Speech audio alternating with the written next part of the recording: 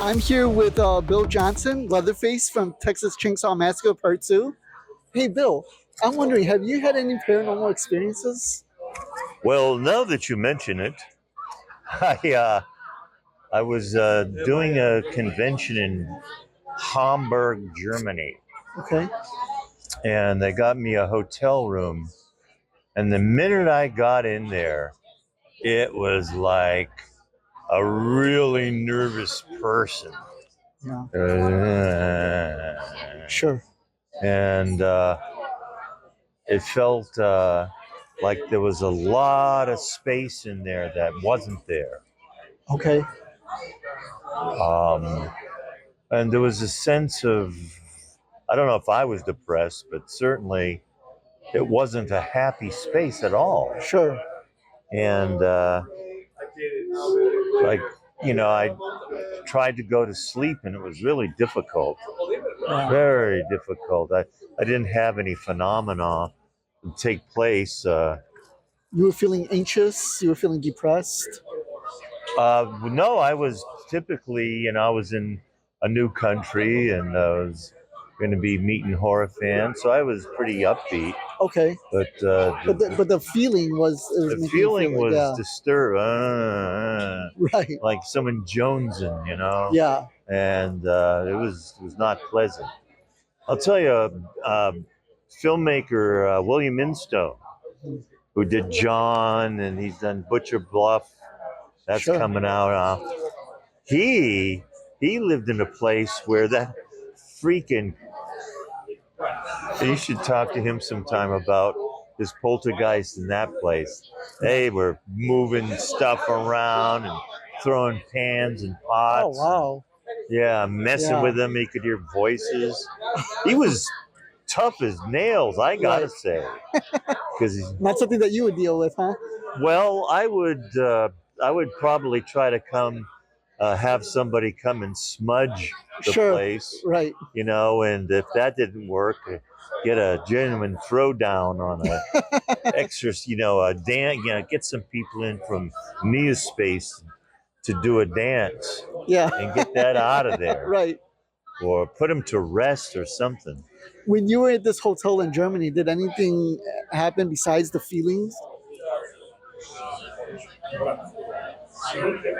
I ended up being clumsy a lot, dropping stuff, Okay. Yeah. and it was like sort of being in an elevator with someone who was made you feel uncomfortable. Okay. Yeah. You know, That's very common in like haunted places. Have you been on any sets that you felt the same way? Some sort of like otherworldly feeling? movie sets.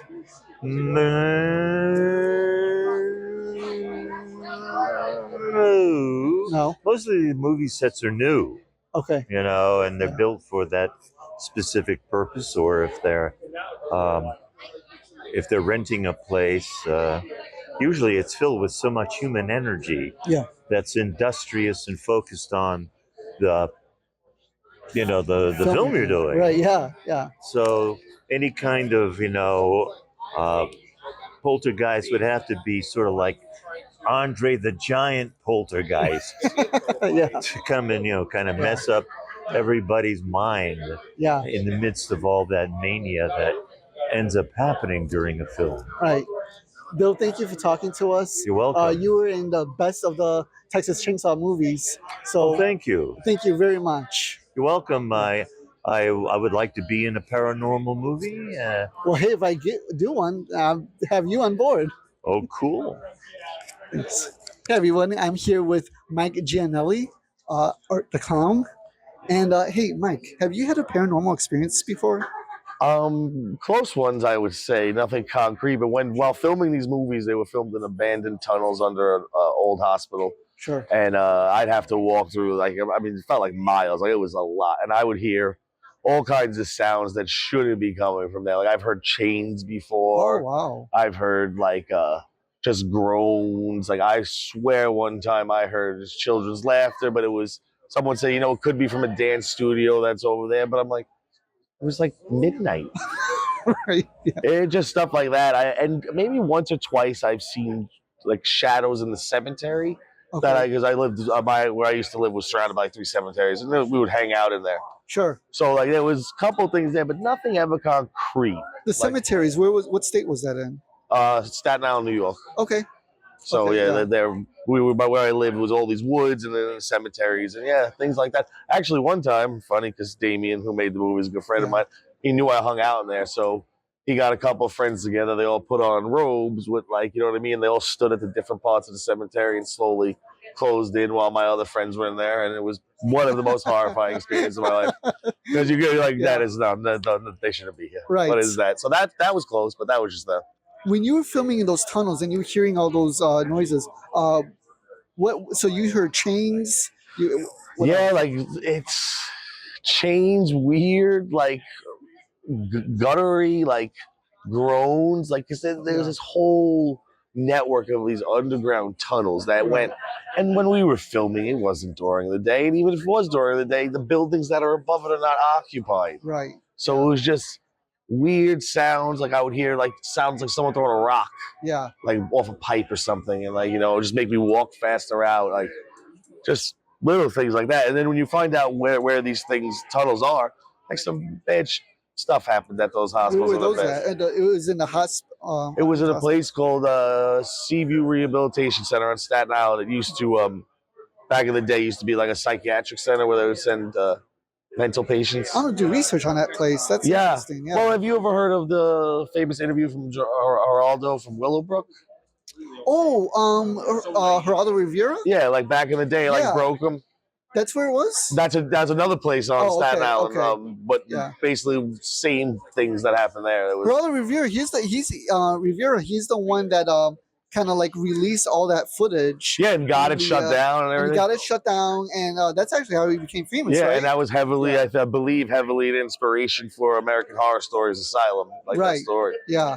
So like that was a lot of that stuff was going on Staten Island. You know, they weren't treating them that right. Like we've heard rumors in Seaview that the underground tunnels were there to transport patients who had lobotomies, Yeah. so that people who were bringing their family members to this place didn't see this. Wow. Then we also know that they told us that down there, when the ground was too hard to break, they stored dead bodies down there. Wow. Yeah, and they were very malnourished. Yeah. They were mistreated horribly by the staff. I don't know if that was that bad at Seaview. That was Willowbrook. Seaview operated a big time during like World War II and prior. Like I believe the cure for tuberculosis was actually founded there. Okay. But there was a lot of like in the winter when they couldn't break the ground. One groundskeeper told us there was 500 dead bodies like lined in these tunnels, Oh wow. and we were just walking through them all the time. So like Yeah. I can't say that I can guarantee it was something, but I know it was. I fully believe in the paranormal. I 100%. That was going to be my next question. Do you Yes. believe in the paranormal? Yeah. Yeah. I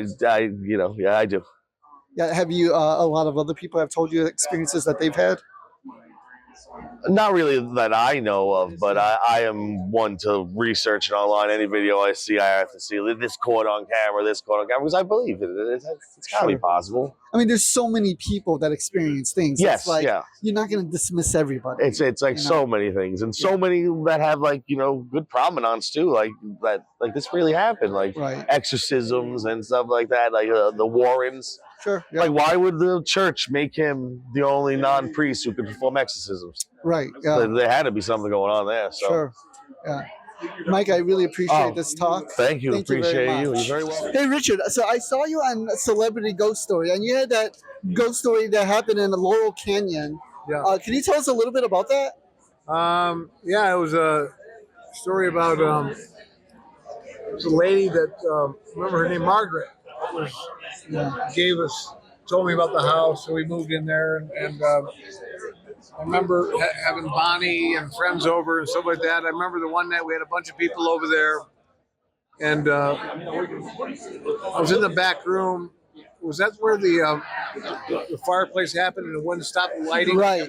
And we couldn't get it out. Yeah. There wasn't a fire in there, and but we heard voices. We heard. I saw things. We weren't. It wasn't chemically induced either. Sure. Yeah. I mean, it was real stuff.